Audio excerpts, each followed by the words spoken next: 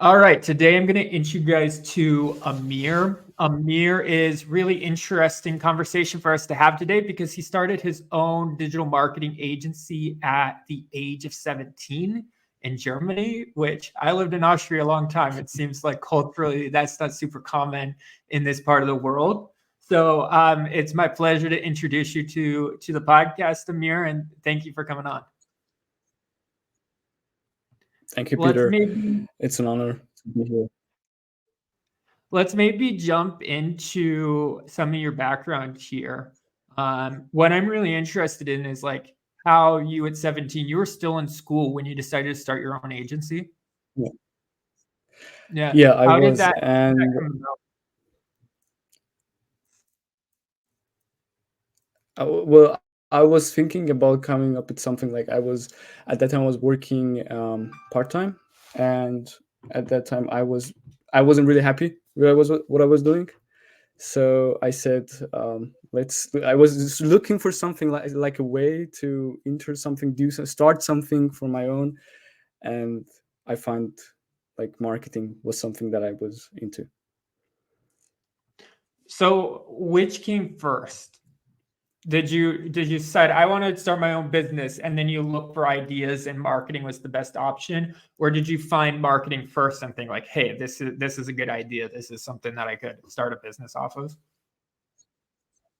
It was kind of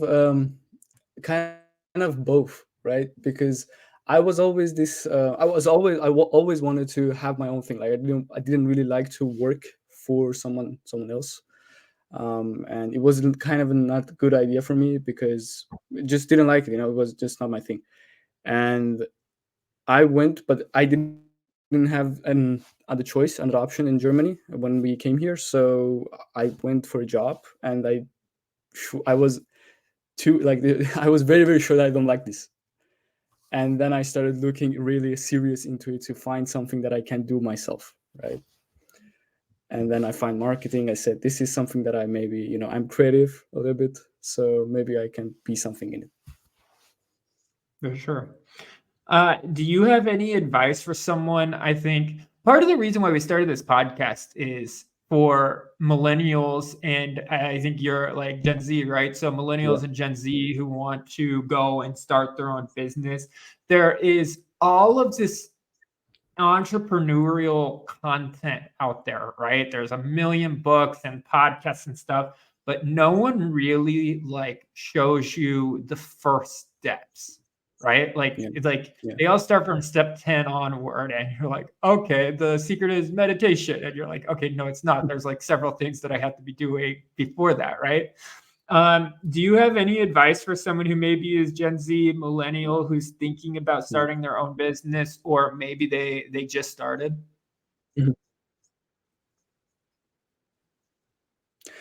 Um, just it looks very very fun when you're starting. Like before you start, it looks very fun. When the picture that you see in the social media, they show you like having an agency. Like they talk about it very simple. It's very simple, but it's not easy. Like they talk about it, it's like easy. Okay, it's simple. You have to do your homework, and this stuff you just have to repeat every day. Have a discipline. Yeah, that's simple, but it's not easy. And they say, okay, like exactly what you said, the meditation, reading a lot of books, having a routine. This is kind of after after you become some after first or the second year of your business, when you automated some processes, you can have something like this luxurious routine and reading book, having like this cold showers or something. I don't know what they talk about. uh, this is kind of after a year or so, after 1 year 2 years of working every day, not doing nothing other than work and sleep. Maybe you can get somewhere that you can have this like routines. But when you have your when you start first year, it's just work. You just that reading books doesn't help you. You don't get a client when you read books. You don't get a client when you meditate. When you don't get a client, you just have to need you just need to get a client. You just the only thing that you have to think about is getting your first client. And at that point you understand meditating doesn't help you, reading books doesn't help you. So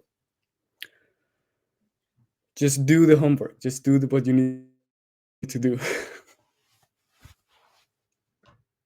Yeah, that's a big part of my like life philosophy, right? People all the time are looking for like the shortcut or the secret, right? Like what's the secret to weight loss or the easy way? The answer is there's no secret. There's no weight loss. You have to eat fewer calories, right? That's the secret. And it's the same thing in the gym, right? People are looking for shortcuts, steroids and stuff, but the reality is like if you want to look like Arnold Schwarzenegger in the gym, you have to go be a badass in the gym. There's no like shortcuts Yeah. around that. You have to go do the thing. So I think that's one of the things for me too, is like, I know that all the time I hear people talk about like wanting more flexibility.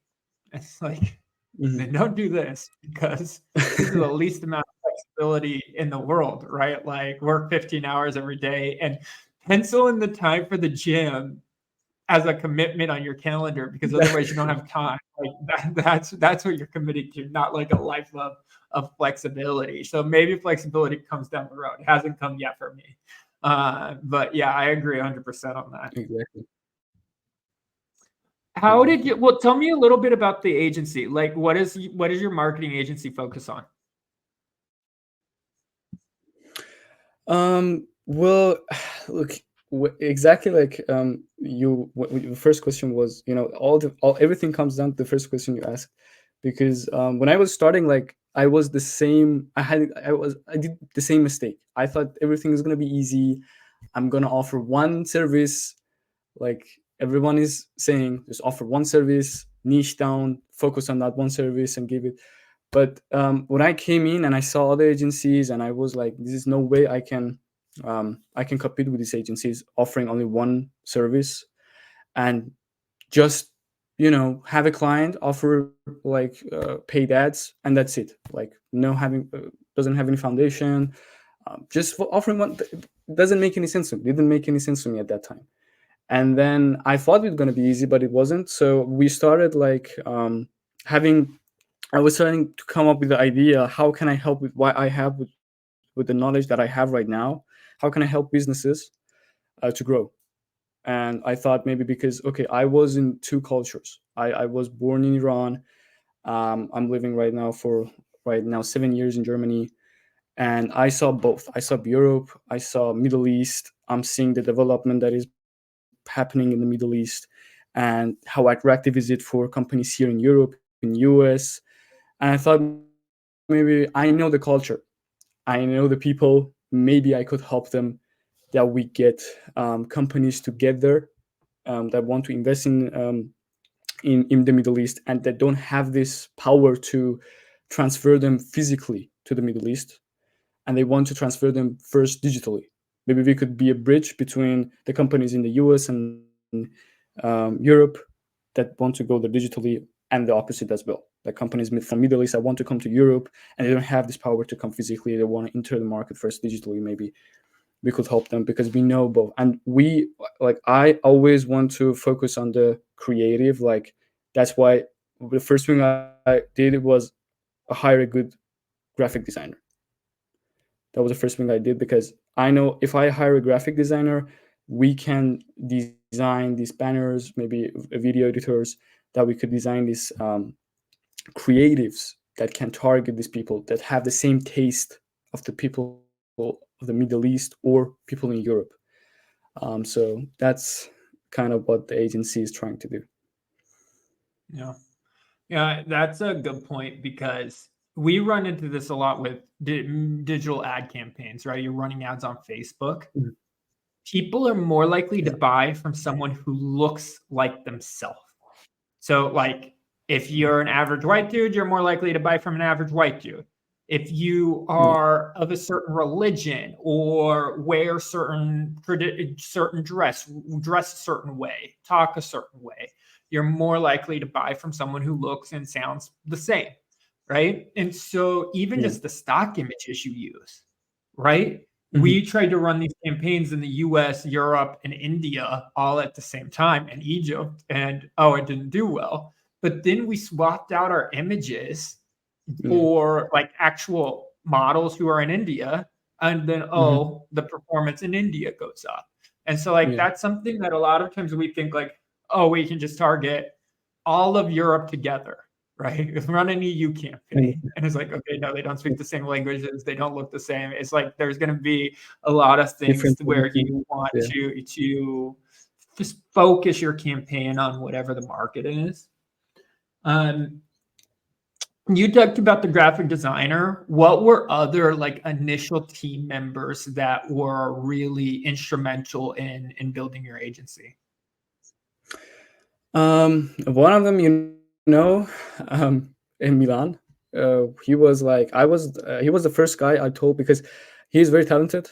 He learns very fast, and he's a good friend of mine. I know him from the second I entered Germany.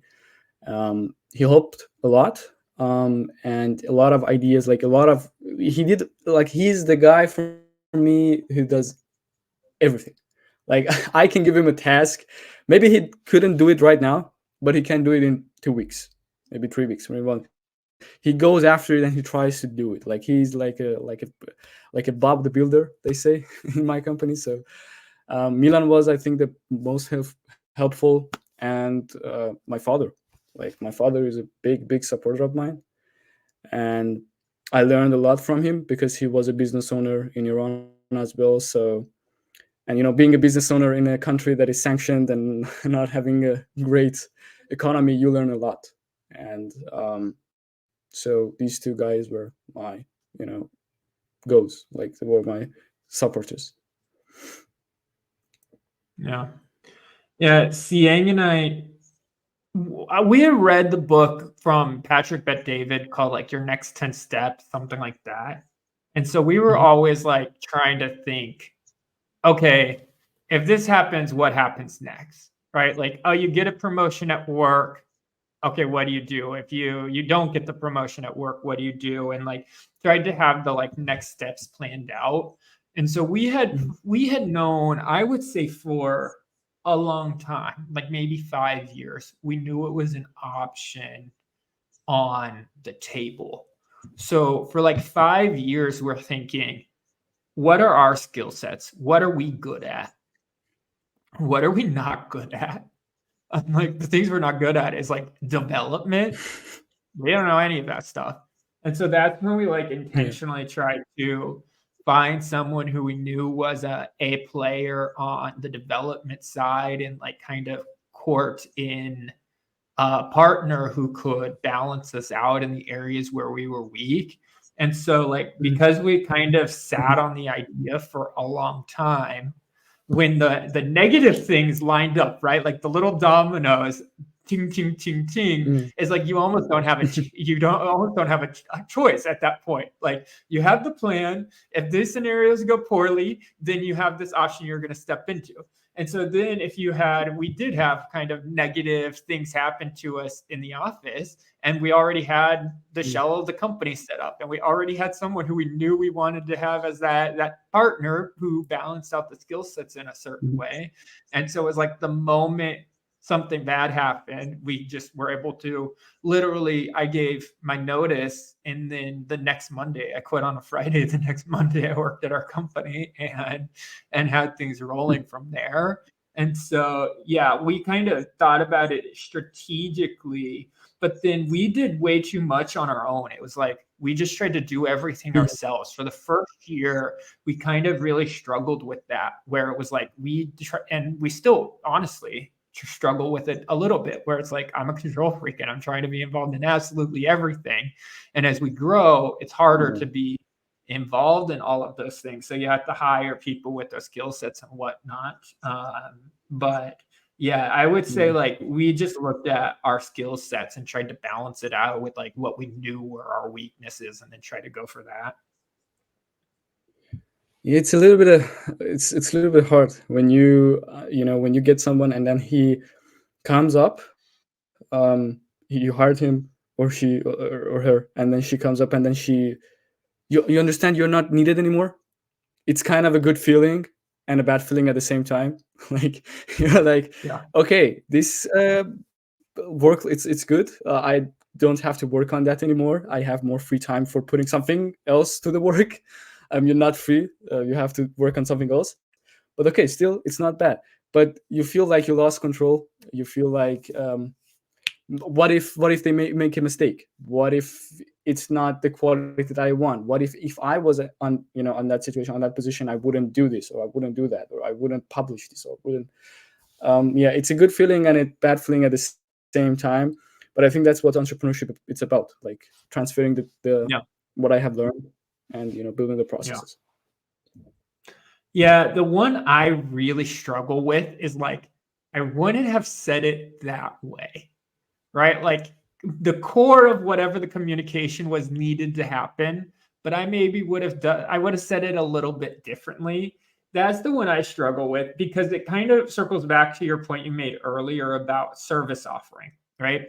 I think that the job of a digital marketing agency is customer service. We're like client services departments, everyone, whether you're making reports or buying media, buying everything has to revolve around a good client experience, right? Because you can have good Yeah. results and lose a client. Um, you can have good results and good relationship. You don't lose those clients, right? But good Yeah. results and a bad relationship, those are our most common lost clients. Results are great, but the relationship, the communication isn't quite there. And then those are by far the clients that we lose fall in that bucket. Because when results are bad, what do? You over communicate. You talk about everything, right? You're sending updates once a day Yeah. if results are bad, right? And so results Mhm. being bad and a good relationship, for us, we don't lose those clients. For us, overwhelmingly, the clients that you don't retain are the ones with good results because you think, oh, your ROAS goal is 2x, your results are 3x. Those numbers speak for themselves. They never speak for themselves. The numbers never speak for themselves. They need a spokesperson, and that's us. And so, yeah, I think about that in the service, the product offering, right? We have a Yeah. niche, but it's not around what we do, it's around who we do it for, right? We Mhm. have our customer and we build out a service offering to help that customer with anything that they might need, right? And so it's Yeah. like, okay, you need ads, you want to scale your company. Okay, cool, we can help you with that. Oh, you are too small to have a full-time CTO. We can help you with that. Oh, you don't have an email Yeah. series written to market to your leads after they come into your business. We can help you with that. Oh, you need help with social. We can help you with that. And it's like really that's Exactly. how our service offering is built out. It's like we know who we work for, and then we just think, Mhm. what do those people need? And then build out the offering around the client. Yeah, yeah. That's what like I said before. It's not anymore. It's not like you can be a digital marketing agency and offer only SEO or offer only, I don't know, paid ads. Like, right? So these businesses comes to you and they are young. They are small businesses or medium-sized businesses that want to save time, want to save money, and you say, great, I have here a CDO, I have set up the process, and I have done my homework on entrepreneurship. I transfer the knowledge that I have that a CTO should have and can help you. Come, the CDO is gonna be for you. It's gonna be available for you. And about the communication, exactly. Like we had a client which we had not the best result, but we hadn't that bad result. Like we were working on different channels with him. We were building a website, we were building campaigns, we were building a lot of processes for him, and kind of what we were giving was very very good, but the communication was bad, and the communication was like text WhatsApp messages, and there was no report, not really good reporting. There was he was himself not available for calls, and that was kind of the issue that we hit. And then he said it's not worth it for us to work with you guys, and then we lose that client. But yeah, Yeah. I totally agree with that. The communication, most important part. Yeah. I think it's like primary job description. Um, Talk to me a little bit more about some of your client stories. Like, are there any big client success stories you can share? One of the biggest goals that we had and we hit it was an fashion brand. Well, doing business in Germany is very, very isolated and very hard, right? And it's not that easy, but we managed somehow to get this client and without any digital presence, like anything. You can, not even a Facebook page. I can tell you, like after, like in Corona time, we said, okay, in lockdown times, we said, okay, every business after Corona, every business owner should know what's digital marketing, what's social media. Because as a business owner, you think, okay, it's lockdown, how can I make money? Okay, let's do digital marketing. Let's post something on Instagram. Let's post something on Facebook, right? But he didn't know anything about this stuff. He didn't even start an Instagram page, not a Facebook page, nothing. And then we started to kind of do everything for him. Like I promised him on the advertising, and as we grow, we understood that, okay, not just pumping a business with ads is going to help, right? Only ads is not going to help. We need processes. We need content. We need a content cloud. We need content creations. We need influencer marketing, because it's a fashion brand. You see someone that you like wearing a dress, you're gonna buy it, like exactly what you said, right? People gonna buy from people that they like. Okay, so all of this process, we managed to build this process for this client and hit the goal that he wanted in a month, like 20K a month, 30K a month, and a good ROAS for him.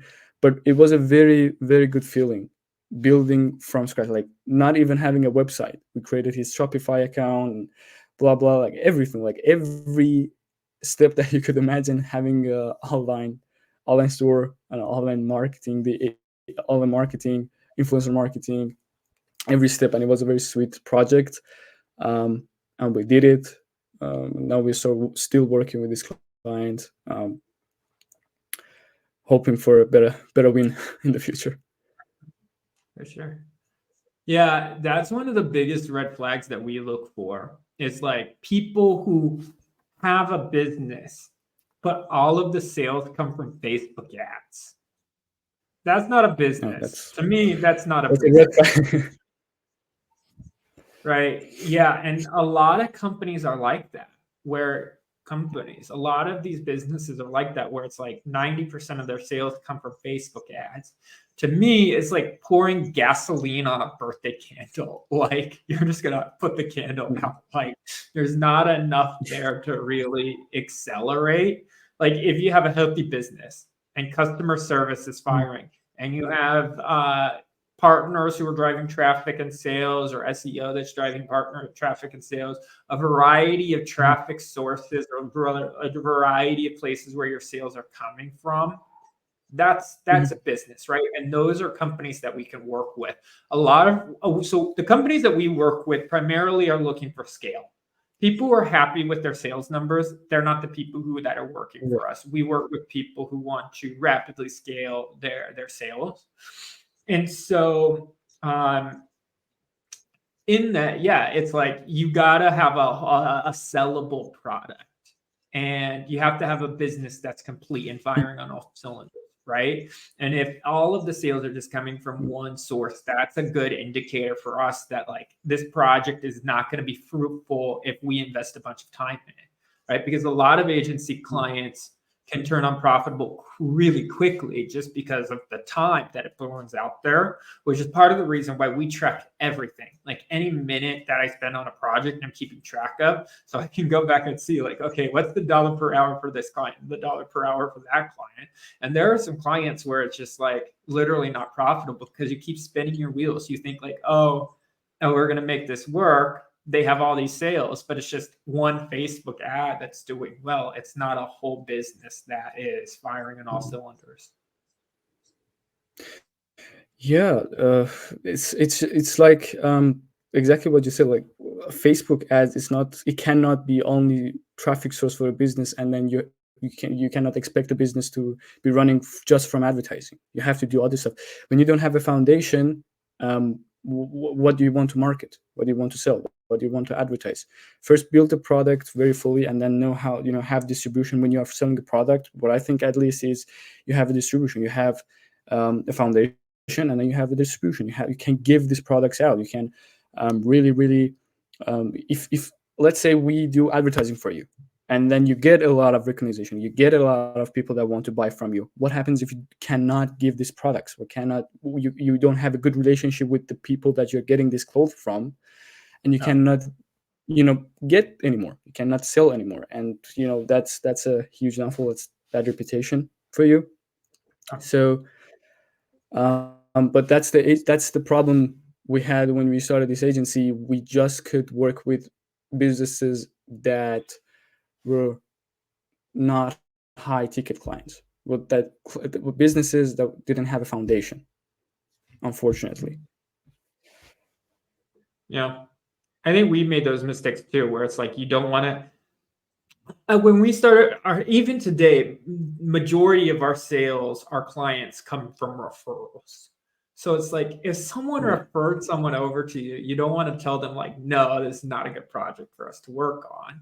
But sometimes they're not good projects to work on, right? Like we had an account that we managed for a while where it was like electronic art easel for like light up art in your front yard, and they were saying Okay. like grandparents are every grandparent in the United States is a customer. Any parent is, any millennial parent is. But then even in the like in the avatars, they had it kind of screwed up because like it's like almost like a millennial wrote the plan because the plan was kind of under the assumption that millennials were the kids in the dynamic, right? Like there's parents Mhm. and then there's this millennial segment. But it's like millennials are the parents, right? I think the oldest millennials are what, like Yeah. 45? Like no one over that is like having young kids and stuff right now, right? And instead they're thinking like, oh yeah, everyone over the age of 30 is gonna be a customer for this art easel in your front yard. And they wanted to advertise to like Gen Z for like in your apartment or something. And I was like, this is not a sellable product. Yeah, This is yeah, not a Gen Z product. cannot afford apartment. There's That's not a really a problem as well. use case for it. We did the best that we could to say, like, okay, let's do it for holidays. Like, grandma wants to put up a Merry Christmas banner or something, right? I think that's the best idea you could do for it. But some of these things are just not sellable.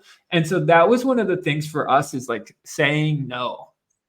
Saying no really elevated the quality of our Yeah, company because it's like cuts out all of these things that you're wasting so much time on and it focuses attention on the things with actual potential.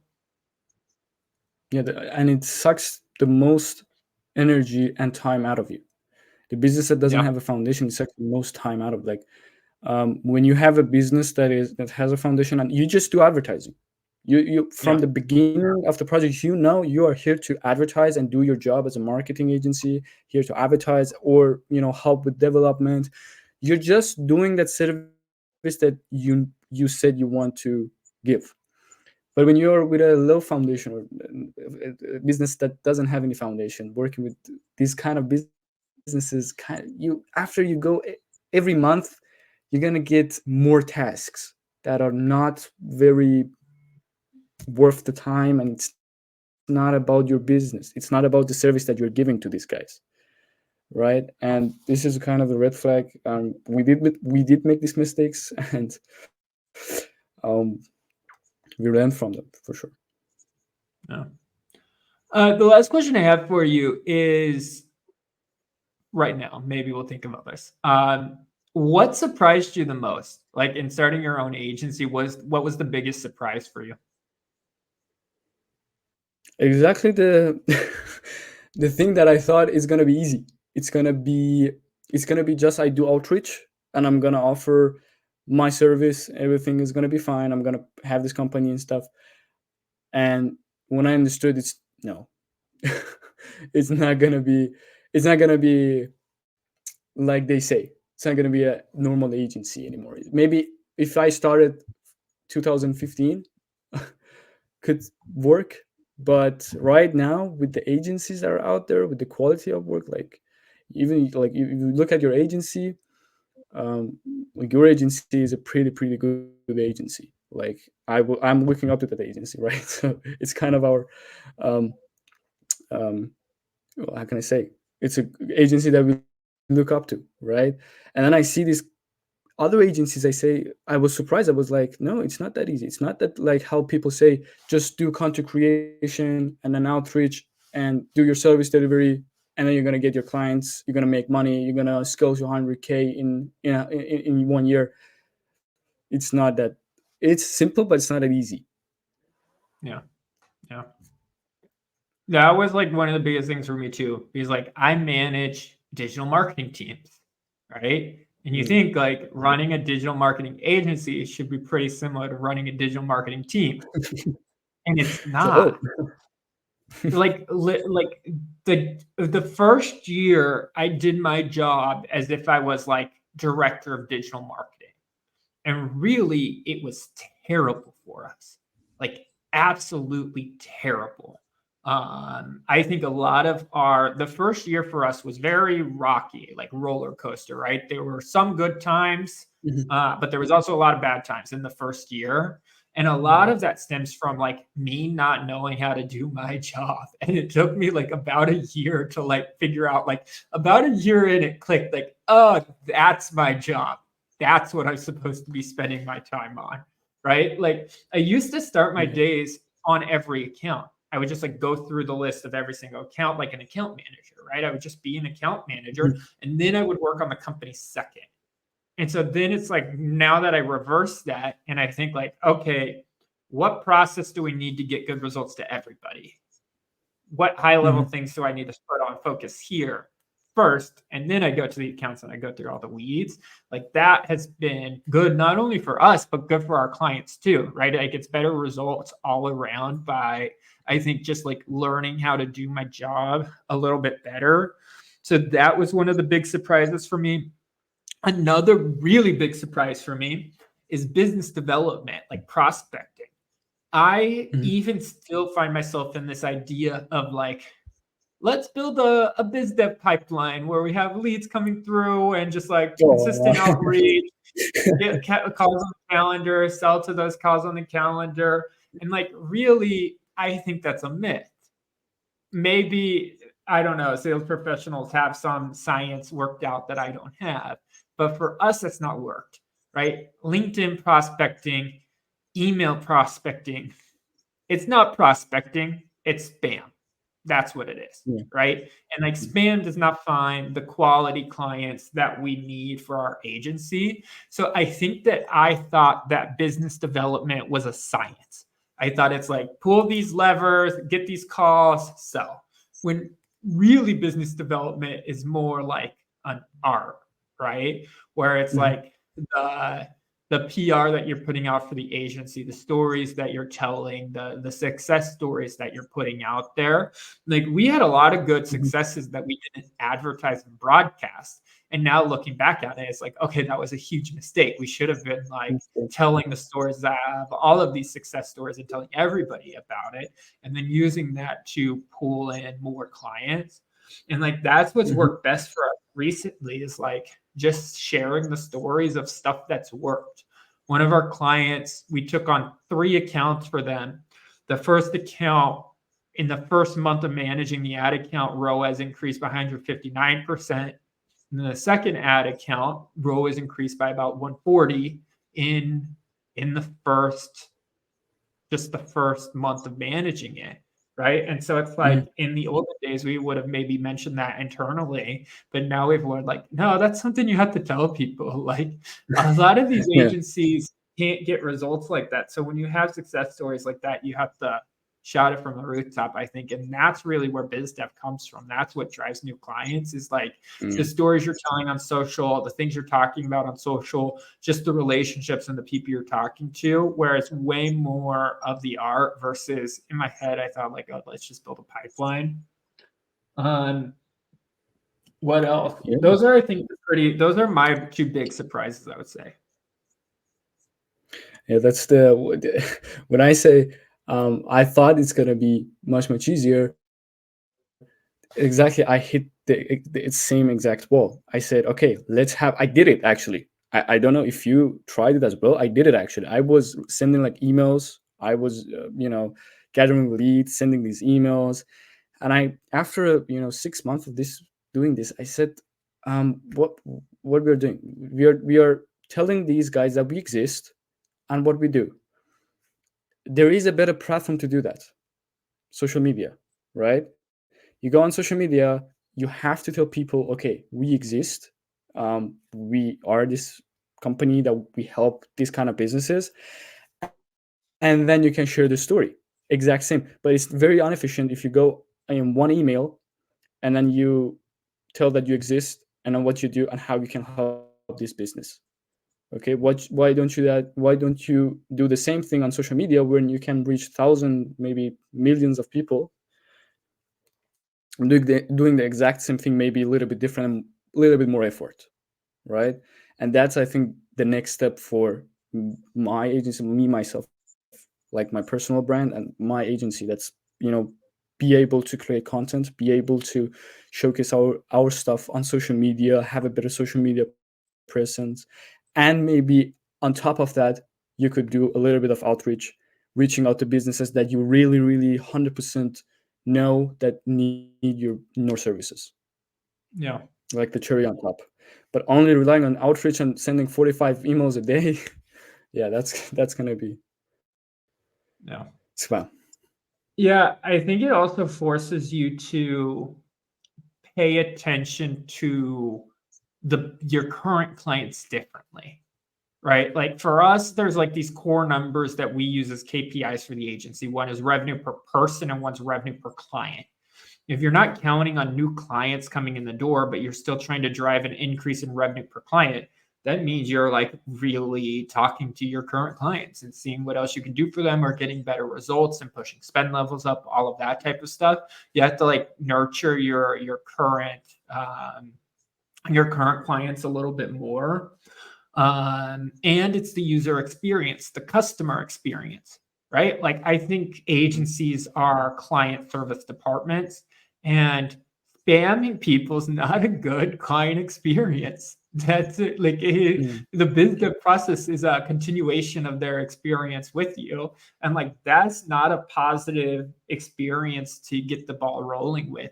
And there is not anyone out there who's never talked to a digital marketing agency, right? It's not like you get your email in someone's inbox and you're like, oh, you're right. I do need a digital marketing agency. I didn't think of that before. Like, there's no one out there who doesn't know other digital marketing agencies. So Not that now I all get you're doing, 300 emails.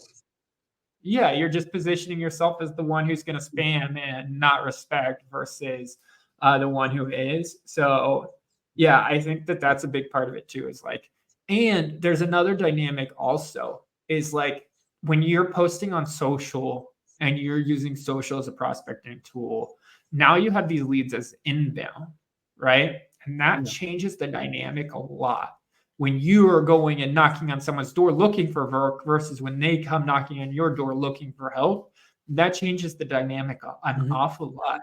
I think it changes the whole experience for them, right? Like, think a client who's made the decision to go pursue someone and work with them, they think that person's an expert, right? And they're looking for their advice versus the vice versa, where they're looking for you to prove yourself, right? And prove yourself at every Exactly. turn versus like looking for advice and a strategy and that type of thing.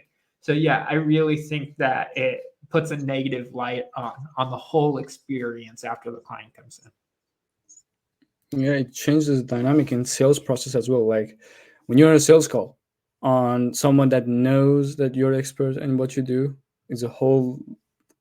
It's very, very different than when you're on a sales call with someone that you have to get them to believe that you are an expert, you know what you're talking about, and you are gonna get them these results, right? Yeah. Even if you say they want to really hear what you're saying, and they accept you and they want to believe you, you have to just to give them the reason. Is really hard. But the other side, when Yeah. they're inbound, like you said, if they are coming and knocking on your door and want to see if you can help them, it's like you are the magician and then you show, all the options. Like you do the magic, you show what you can do, and then they just say, nice, let's do this, let's start. I'm very excited. Yeah. Absolutely.